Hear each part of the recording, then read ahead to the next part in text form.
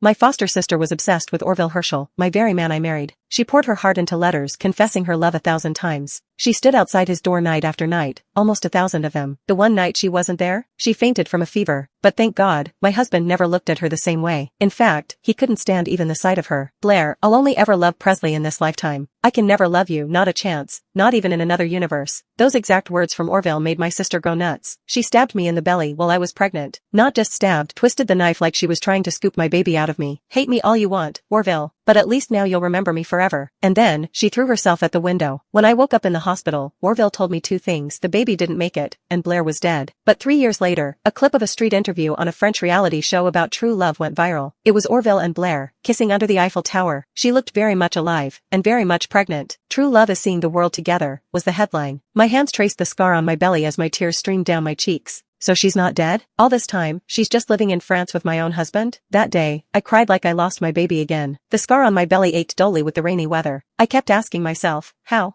the hell did he forget the promise he made to me? Once upon a time, he swore, even when I die, I'll never forgive Blair. I'd even drag her to hell myself. I thought that was how much he hated her. But now? Joke's on me, cause apparently, my own husband had been lying to my face for 3 damn years for the woman he swore he'd never, ever love. He actually hid the truth from me that long. Maybe that was why he didn't tell me where Blair was buried. He just spat out, her ashes are scattered somewhere. I made sure a criminal like her wouldn't even be treated like a person. I cried for 3 days straight, and I thought I'd emptied every last tear. I only had one question left spinning in my head. How does someone suddenly love the person they swore they'd never forgive? When Orville came back, he found me curled up silently by the window. When he held me, I should have pushed him away. But instead, I let him, and smelled it, a feminine scent. And for a stupid second, I wanted to believe. Maybe that video's fake. Maybe he had no choice. Maybe God, maybe there's some kind of explanation. Because he's my Orville. We've known each other for 20 long years. We're each other's first love. So how the hell could he fall in love with the psycho who murdered our baby? I clutched his shirt and looked up at him through blurry eyes. Orville, tell me, that video from France, it's fake, right? Tell me they edited it or something. You said Blair was dead. You told me you scattered her ashes. You can't be in love with her, right? He froze. His eyes scanned my face. You saw it? Presley, it's not what you think. I can't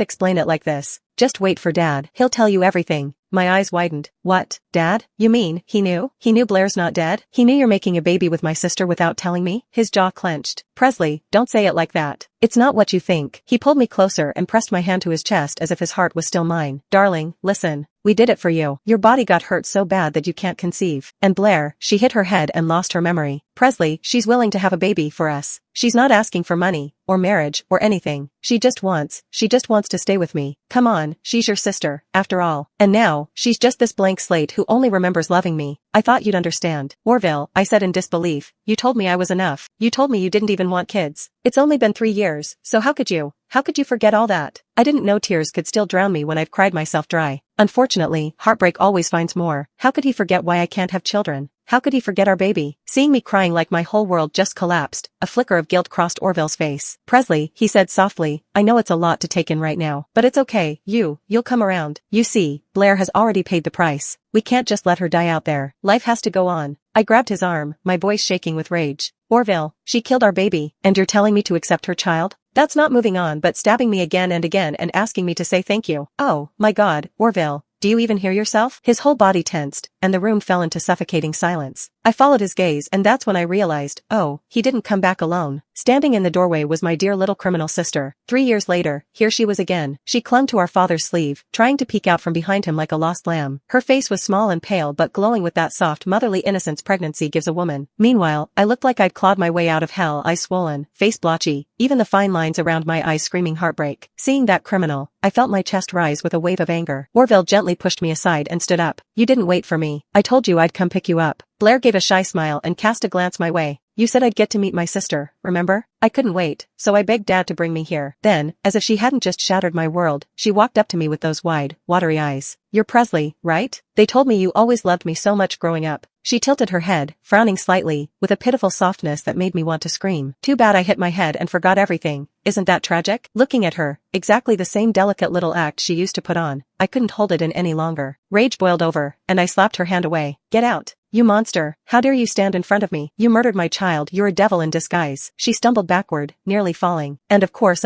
Orville rushed to her side like some kind of knight in shining armor, wrapping his arms around her waist. Blairy, did you hurt your back? Is your belly okay? Dad practically sprinted over to her too, fussing and fretting like she was made of glass. Quick, sit her on the couch. I'll call Dr. Haynes. Orville said in a panic. I'll have him come over right now. Blair gave him a soft, saintly smile. I'm fine, Orville, don't worry. Then she turned to me, and the next second she was all tears and trembling lips. Presley, I don't know what happened. Did I do something terrible before I lost my memory? If I did, let me apologize now. Please, She even started to kneel, but Dad caught her and turned on me, his face twisted with anger. Presley, we've always been patient with you because of your health, we've given in to you over and over. But look at you now, so spoiled, so heartless. You want to blame Blairy for the loss of your baby? Fine. But sweetie, she's been punished. She was like half dead in the hospital bed for a year. If it weren't for Orville finding every specialist he could, your sister wouldn't even be alive. And now she's lost her memory. Isn't that enough? Do you really have to keep torturing her? I stood there frozen, staring at the man I once called Dad. The same man who used to call me his precious little princess. The dad who swore he'd skin anyone alive who dared hurt me. The man who held my hand when I miscarried, who cooked for me, who said, I should have never trusted that girl. Back then, if Blair had still been alive, he'd have killed her himself. So when did he start wishing she'd survived? When did he start giving a damn about that fucking bitch? Orville must have seen me zoning out because I felt his hand gently reached for mine. Presley, can you stop already? We're doing this for your own good. Besides, Blair's still a McDowell, and what's done is done. Wouldn't it be better if we all just lived peacefully together? I stared at the man I had loved for 20 freaking years. Live peacefully? Together? What the hell is he planning? What? He gets to enjoy two women, me as the dutiful wife, and Blair as his charming mistress? Or maybe he wants no labels at all. Just two women under one roof, worshipping him like some divine gift to womankind? I opened my mouth, only to find that my voice had become unbearably hoarse. Orville, are you saying our baby died for nothing? And now you want me to share my husband with the woman who killed our baby? Before I could even finish, he cut me off annoyed. Presley, it's in the past. The baby's gone. Talking about it now won't change anything. That baby just didn't make it. He wasn't strong enough to live. That's not on anyone. I had never seen him like this. Cold, unbothered, like it was just some small thing that happened. That baby was our first. We picked his name together. We used to talk about what he might look like. Maybe he'd have thick eyebrows like his dad's and almond eyes like mine. But now, all Orville cares about is Blair. Blair.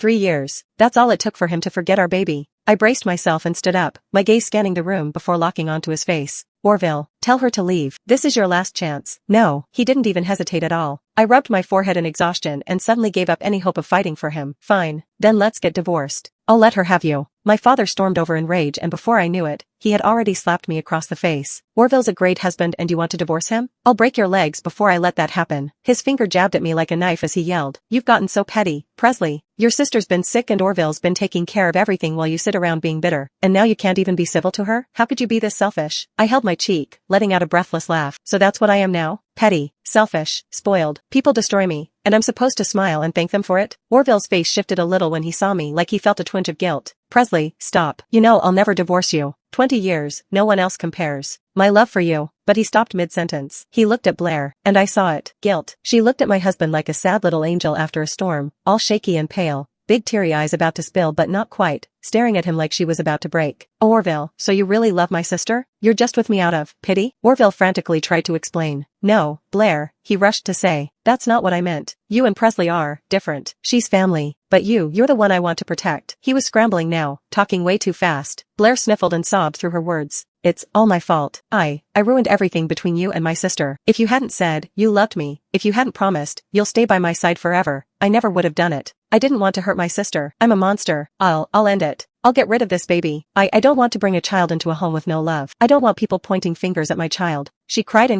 and Orville freaked, trying to reassure her. Blair, no, please don't say that. Look at me. Things have changed now. I love you now. And this baby is ours. He's proof of our love. No one's gonna point fingers, okay? I promise.